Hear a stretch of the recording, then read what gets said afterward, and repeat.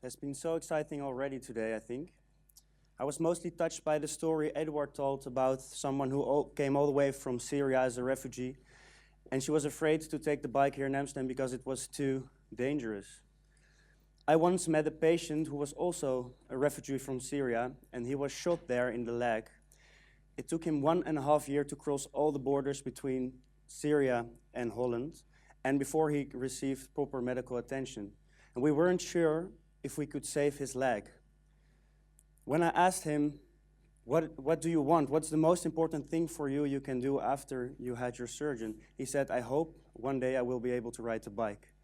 And I think this illustrates perfectly the rest of my story about how patients can have the same background but very different wishes and needs. What I will share with you today is a very personal story. When I was in the first year of medicine, my stepmom was really sick. She was in unbearable chest pain. She hardly ate, barely slept, and she kept on working full time. I remember that my dad had to bring her to work because she couldn't carry her own bag anymore. For 2 years, she visited doctor after doctor, and one thought the pain was imaginary and gave her a paracetamol. Another thought it was the Tietze syndrome, and she was even hospitalized in the clinic for rheumatism for 2 weeks. After these 2 years, she was finally referred to a chest physician. And finally, for the second time, X-rays were made, and the diagnosis came: metastasized lung cancer that had grown through her backbone. My stepmom tried everything. She even went to a famous retired doctor that gave her nothing but false hope and a 700-euro bill. No doctor could help her. The only one who gave her relief was an old hippie with his cannabis oil. It was the only thing that helped. After my first exams, my charming 42-year-old stepmom died. In this first year, I was rebellious and upset. I thought me and my fellow students were all sheep, just following class after class, but we didn't really learn how to help patients. I thought all doctors were autistic and not able to relate to patients. Even though my notes were good, I thought of quitting a lot, and even in spring the months were dark and I just didn't know what to do. But that summer, at the end of my first year, I did an internship in the internal medicine and oncology department in an Amsterdam hospital. In 1 month, 10 patients died, and I remember every single one of them.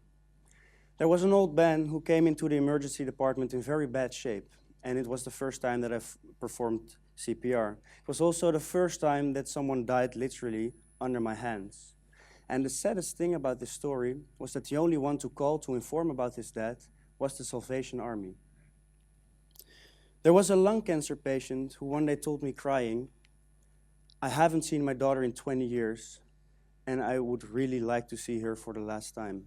The day before she died, her daughter came, and she got what she wanted. There was a 94-year-old woman who I had a lot of conversations with about life, about death, about her future with God. One day, she came to me and said, I hope to see you in heaven once. This was the first time I felt like I could really mean something to patients. And actually, these patients meant a lot to me. This feeling that I could be there for them, listening to their stories, was very important to me. These patients gave me my motivation back. The next year, I applied for a job in the head and neck oncology department of an Amsterdam hospital. My job mainly consisted of being with the patients before or after the visit from the doctor. I had to take care of their medical records, their history. After a while, all the doctors would come in. Surgeon in training, oncologist, radiotherapist, intern. The whole room was filled with white coats. And after 10 minutes, they were all gone, but me. And it was the first time that I saw that doctors don't know what happens to patients after they leave. Actually, I was a patient myself once. I had an infection in my knee. Nothing very bad, but I had to go to the emergency department and the infection had to be drained. I was laying there on the bed, and while a little clumsy doctor, about my age, I think, started cutting in the wound. I was laying there in a lot of pain, rubbing my face. Another doctor was explaining to me how I should clean the wound and how I should bandage it. The only thing I remember is my mom saying, "Do you really think he gets anything from what you're saying?" Fortunately, she could tell me afterwards. So, what I found out in this time, in my work in the oncology department, was at first that doctors don't know what happens to patients after they leave. I also saw that a lot of the questions patients have are not being answered for. And these questions are often not what doctors think these questions are. For example, doctors think people want to be cured. They want to have their pain relieved, and very often they're right. But there are more questions. For example, the 94-year-old woman, she wanted to talk about God, about her past, about her husband who had already died, and she hoped to see him and me when she was with God again. Hopefully not soon, she said. Or the lung cancer patient who wanted to see her daughter for the last time. She had another wish. She wanted to see her little dog for the last time. And of course, dogs are not allowed in the hospital. So I smuggled her dog in a big plastic bag, feeding it cookies and hoping it wouldn't bark. And she saw her dog for the last time. This time I succeeded. The most precious moments I had with these patients were the moments where I just could be there for them, just listening to their stories, just sitting next to their bed, by taking care of their actual needs, just like the hippie with his cannabis oil did for my stepmother.